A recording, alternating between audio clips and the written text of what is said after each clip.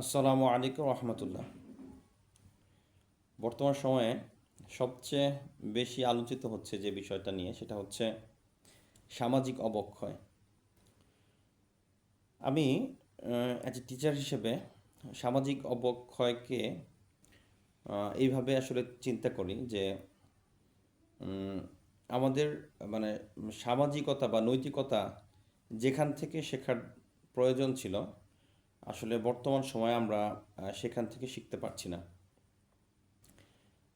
সেটা হচ্ছে পরিবার।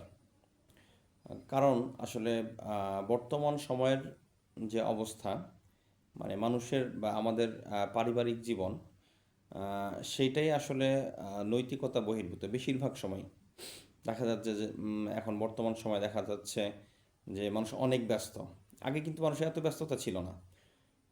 এখন দেখা যাচ্ছে মানুষ একটা দুইটা তিনটা উম, বা হচ্ছে এর থেকে আরও বেশি বিজনেস করছে, অথবা যারা চাকরি করছে সাথে তারা আবার বিজনেস করছে। মানে মানুষ এখন আর একটা কাজ করে না। দেখা যায় যে অনেক কাজের সাথে মানুষ আজকে ইনভলভ। এর জন্য পরিবারের আসলে যে সময়টা আগের বাবারা দিত, এখন কিন্তু আসলে বাবারা এত সময় পরিবারে দিতে পারে না। তো আসলে আমরা জানি যে একটা পরিবারকে মূলত তার বাবাই হ্যান্ডেল করে, বাবাই চালায়। তো যখন সেই পরিবারে বাবার একটা অনুপস্থিতি এবং এটা একটা গ্যাপ সৃষ্টি হয়, তখন কিন্তু আসলে পারিবারিক বন্ধন বা হৃদ্যতা যেটাই বলেন, সেটার মধ্যে কিন্তু অনেক কমই চলে আসে। তো এই জন্য আহ, মূল যে সমস্যাটা আমার কাছে মনে হচ্ছে যে আমাদের মধ্যে পারিবারিক বন্ডিংটা আগের থেকে অনেক বেশি হালকা হয়ে গেছে আর কি। এক সময় বাবারা পরিবারের সবাইকে নিয়ে খাবার খেত, একসাথে বসতো, কথা বলতো। এখন দেখা যায় যে বাবা সকালবেলা অফিসে যাচ্ছে অথবা বিজনেসে যাচ্ছে, সন্তান ঘুমিয়ে আছে। তো আবার বাবা বাসায় ফেরত আসছে, দেখা যায় সন্তান ঘুমায় আছে। তো এই যে দেখেন আহ, যে অবস্থাটা আসলে, তো এই অবস্থার কারণে দেখা যায় আমাদের পারিবারিক বন্ধনটাও অনেক হালকা এখন। তো যার কারণে সন্তানের উপরে বাবার গ্রিপটা অনেক কমে গেছে। সন্তান বাবার কথা শোনে না। আর স্বাভাবিকভাবেই বাচ্চারা, ছেলে বাচ্চারা বিশেষ করে মায়ের কথা একটু কমই শোনে আসলে। হ্যাঁ। তো তো এই যে দেখেন ব্যাপারগুলি, এগুলি যদি আমরা সমাধান না করি, তাহলে কিন্তু আসলে আমাদের যে বর্তমান সময়ের যে সামাজিক সমস্যাগুলি, এগুলি কিন্তু আসলে সলভ হবে না। আমি দেখেছি আমার বাবা যখন জীবিত ছিল, আমি যেখানেই থাকতাম দুপুরবেলা বা যে কোনো সময় খাবারের সময় হলে, আমি যদি অনুপস্থিত থাকতাম, আব্বু আমাকে ফোন করতো যে আব্বু তুমি কোথায় আসো, আসো আমরা একসাথে খাবো। তো আমি যেখানেই থাকতাম চলে আসতাম, এসে হচ্ছে একসাথে খেতাম। তো দেখা যেত যে এই যে আমাদের যে মধ্যে যে পারিবারিক বন্ধন বা দৃঢ়তা ছিল, এটা কিন্তু মানুষের নৈতিকতা গঠনে অনেক বেশি সহায়ক। তো এই জন্য আসলে এইটা খুব জরুরি এখন। তো এই জন্য পরিবারকে সময় দিতে হবে। পরিবারকে সময় দিতে হবে। পরিবারের হচ্ছে বাচ্চাদেরকে নিয়ে নির্দিষ্ট এক সময় বসতে হবে, কথা বলতে হবে। হুম।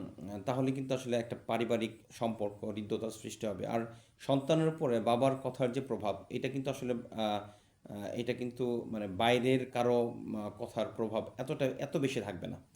তো এই জন্য আসলে বাবাদের উচিত সন্তানদেরকে সময় দেওয়া। এটা খুব বেশি দরকার। কারণ যদি এটা না হয়, তাহলে দেখা যাবে যে একসময় সন্তান বাবার থেকে তার বন্ধুদেরকেই বেশি গুরুত্ব দিচ্ছে, যেটা বাবার জন্য খুবই কষ্টের ব্যাপার হবে। তো এই বিষয়গুলো যদি আমরা লক্ষ্য করে চলি, মনে হয় আস্তে আস্তে পারিবারিক হৃদ্যতা আরেকটু মজবুত হবে।